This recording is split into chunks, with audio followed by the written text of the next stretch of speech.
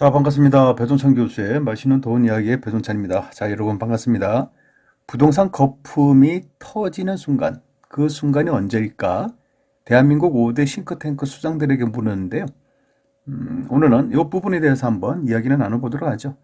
먼저 코로나19의 영향으로 주식이나 부동산 시장이 폭락할 것으로 작년 중반까지는 이렇게 생각들 했겠죠. 그런데 저금리의 풍부한 유동성, 여기에 지금이라도 또 집을 사야 된다는 심리에 의해서 집값은 더 상승하고 있다라고 말씀을 드릴 수 있을 것 같아요.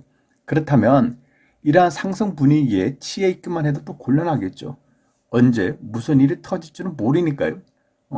그렇죠. 자본주의 사회에서는 자본, 이 자본이, 이 돈이 언제 어디에 튈지 또 아무도 모르는 거 아니겠습니까? 그러다 보니까 한 해가 시작되고 나서 2021년 부동산 가격은 이렇게 된다 저렇게 된다 이러한 이야기들이 많이 나오죠. 또한 부동산 거품이다, 주식시장에 거품이 있다, 이러한 부분에 대해서 어떻게 대처할 것인가, 이러한 부분에 대해서도 좀 기사들이 많이 나오는 것 같아요. 그래서 오늘은 헤럴드 경제 기사에 의하면 대한민국 5대 싱크탱크 수장들에게 물어봤다는 거예요. 자산 버블 가능성에 대해서 물어봤다는 거죠. 이에 실물 경제가 지속적인 성장 모멘텀을 보여주지 못하면 버블 붕괴 가능성은 있다는 거죠. 그렇다면 언제 자산 시장에 거품이 빠질까요? 이 부분이 궁금하실 텐데요. 5대 싱크탱크 수장들은 버블 붕괴 시점은요, 정부의 재정 지원 시점에서 정부가 돈을 막 뿌리는 시점에서 정부가 돈을 회수하는 시점, 즉 부채를 회수하는 시점이 자산 붕괴 가능성이 있다는 거죠. 그렇죠. 돈을 막 풀다가 갑자기 돈을 거두어 들이면 당연히 가계에 큰 타격이 될 수밖에 없겠죠. 돈을 빌려서 주식 투자를 했다거나 돈을 빌려서 부동산 투자를 한 경우 갑자기 돈을 거둬 들이면 어떻게 보면 심각한 문제에 빠진다라고 말씀을 드릴 수가 있겠죠. 그런데요, 제가 보는 점에서는 정부 입장에서 갑자기 부채를 해소한다? 돈을 갑자기 막 거둬들인다? 이거 결코 쉬워 보이지는 않는다는 얘기죠. 먼저 코로나19 위기 상황이 좀 지속적으로 이어가고 있지 않습니까?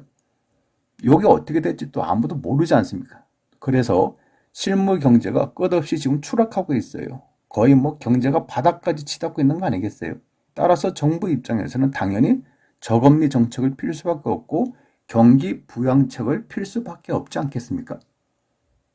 그런데 갑자기 하루아침에 시장에 뿌린 돈은 이제 해소하겠다.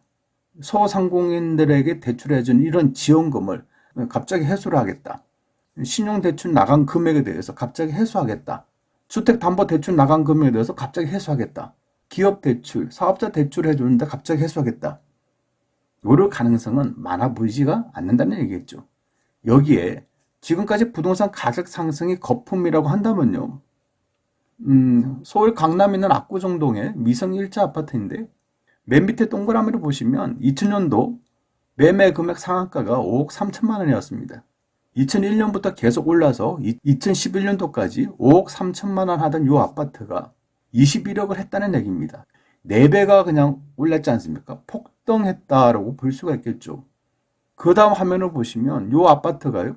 2012년도, 2013년도에는 이 아파트가 잠시 빠졌죠. 21억짜리가 19억하고 또 15억 5천만 원 했으니까 대략적으로 약 25% 정도가 빠졌죠.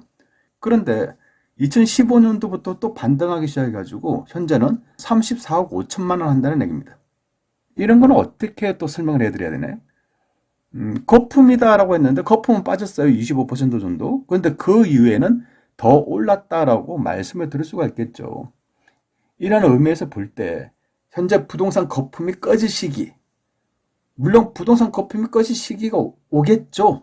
앞서 말씀드린 것처럼 전 세계적인 금융위기가 또 발생이 되고 국가 부도 사태가 난다면 떨어지겠죠. 폭락하겠죠.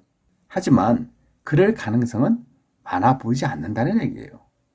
자, 그렇다면 좀 마지막으로 정리를 좀 해드리면 부동산 거품이 터지는 순간, 그 순간은 언제냐라고 한다면 정부가 부채를 해소를 하고 금리 인상하는 시점이 될 가능성이 많다라고 말씀을 드릴 수 있겠죠. 아무래도 이러한 시기가 도래되었을 때는 부동산 가격의 급락 이어질 수 있겠죠. 충분히 있습니다. 하지만 부동산 가격의 급락이 있기 이전에 뭐부터 하락할까요? 제가 보는 점은 부동산 급락이 있기 이전에는 미국의 다우 지수나 나스닥 지수부터 떨어질 것 같아요. 그 이후에 우리나라의 코스피나 코스닥 지수가 지속적으로 떨어진다는 얘기겠죠.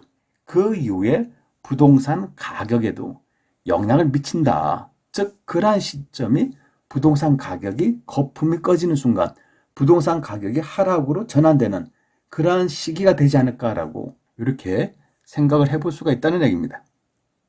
그러니 여러분, 부동산 거품이 걱정이 되신다면 이러한 신호부터 꼼꼼히 챙겨보시면 될 것 같아요. 이상까지 배종찬 교수의 맛있는 도움 이야기였습니다. 감사합니다.